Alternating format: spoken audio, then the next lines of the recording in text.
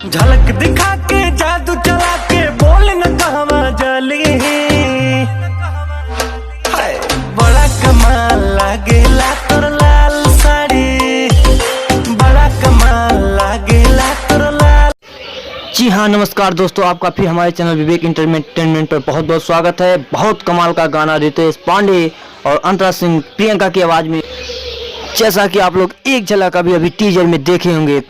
तो ये गाना कल सुबह हम भोजपुरी चैनल पर सुबह 6 बजे लॉन्च किया जाएगा और इस गाने का बोल है जादू टोला। जैसा कि आप लोग अभी इस समय पोस्टर पर देख पा रहे होंगे किस तरह से आकर्षित पोस्टर लॉन्च किया गया है। और इस गाने में रितेश पांडे के साथ नज़र आने वाली हैं भोजपुरी की हॉट केक कही जाने वाली अंजना सिंह।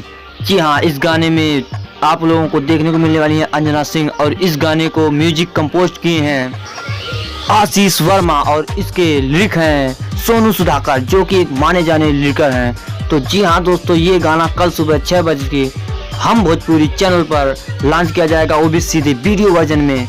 तो बस सुबह 6 बजे तक का इंतज़ार करें। और आप अगर हमारे चैनल पर अभी पहली बार आए हैं तो इस तरह की वीडियो डेली पाने के लिए हमारे चैनल को सब्सक्राइब कर लें और बेल आइकन को प्रेस कर लें, ताकि हर एक नोटिफिकेशन आपको तुरंत मिलती रहे जैसे ही मैं वीडियो अपलोड करता हूं किसी न्यूज़ से रिलेटेड की।